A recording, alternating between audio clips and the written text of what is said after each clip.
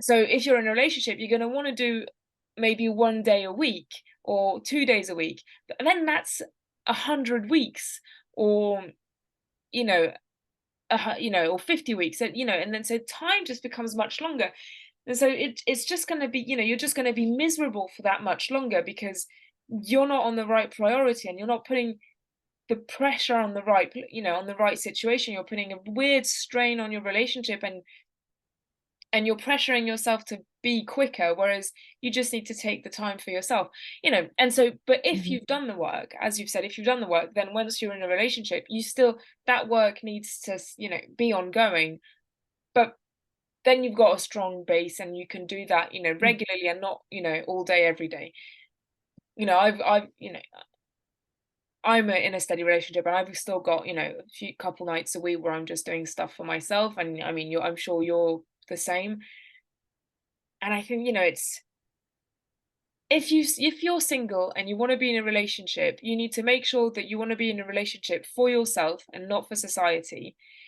And you need to take the pressure off wanting to be in a relationship, and put it on wanting to be at least in a good relationship, if it's really overwhelming. Yeah. And so, because you want to be in a good relationship, you want to focus your energy on who are you spending time with, how are you treating yourself, how do you expect others to treat you, and things like that. Yeah. And if you only start your work when you're in a relationship, you're not going to be able to do it 100% because you're constantly worried about the other person. And even if they're giving you the space, you're going to feel bad about it and you're going to feel guilty. And so that's why I feel like it's so important to, I mean, we all have single periods. So why not take advantage of it to create a proper relationship with ourselves and to create a proper, fulfilling life for us? And in my opinion, most arguments and most issues in relationships boil down to not being capable of being alone or not having your own life or your own hobbies or your own interests because you're basing too much of your life on that person and you're relying on them too much because you don't have a relationship with yourself, so or any hobbies or interests, so you don't enjoy spending time by yourself. You don't have a lot of other friends or other things going on for you. So you're constantly relying on that person and you're preventing them from living their own life because you want their full attention. And we've come to having your whole full lives, then it's much easier to continue growing together and moving forward because you each have your own thing going for you. So you're not depending on the other person to constantly be there and keep your life moving. I completely agree. And to that effect, I was looking at Reddit earlier today, and one of the titles was, "Feels like one-sided effort. Should I end things now or give him another chance?"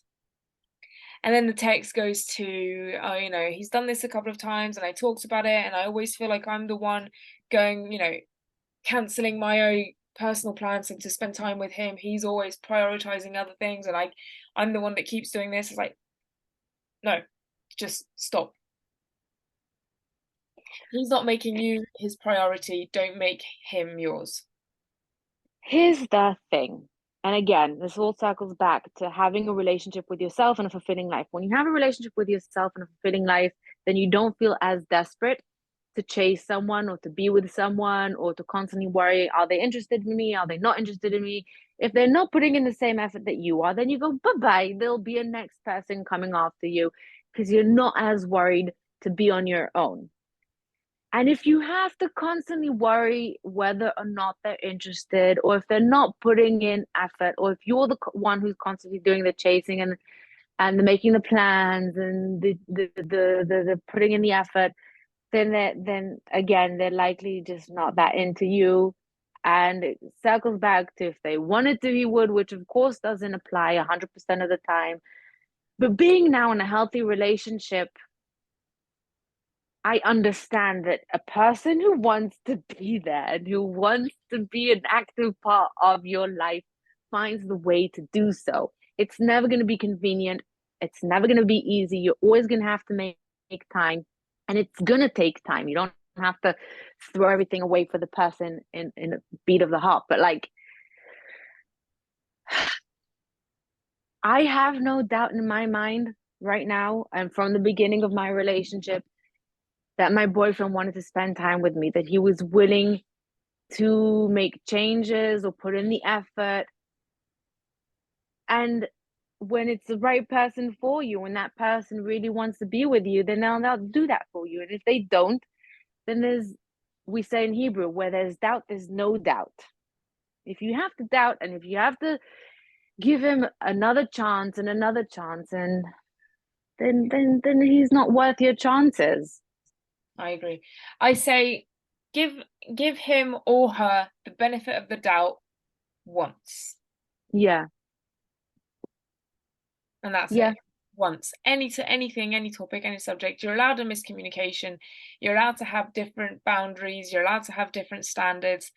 Um, and so for my client I was talking about, she was very busy at the beginning of when they were dating, like very, very busy and unavailable, and he was just overly keen.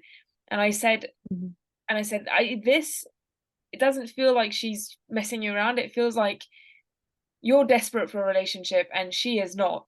And so that's creating an imbalance between the two of you.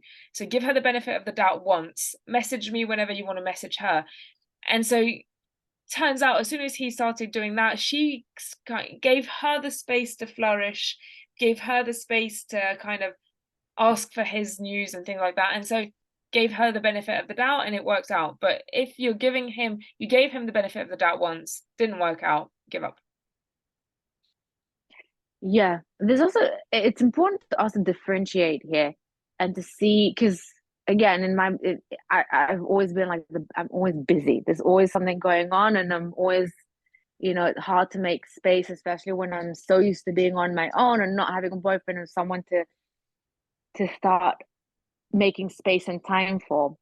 And so it's important to make that differentiation between someone who just needs a moment to reorient or find spaces or takes the time to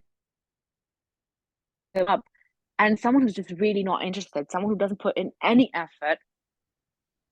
And which is why it's so important to communicate and understand why the person is doing what they're doing, because the person who really is interested will communicate that, will say, I'm sorry, I'm not making enough time, I'm sorry, I'm not as communicative right now, it's a bit hectic, I do want to make time. And to understand that it may take time until you find the ball rolls cohesively. I think that's a good place to wrap up. Yeah, it is. Yeah, it, communication is key, and let people show you who they are. If they say they will do something, give them the time to let them do it. And if they don't do it, then that's your answer.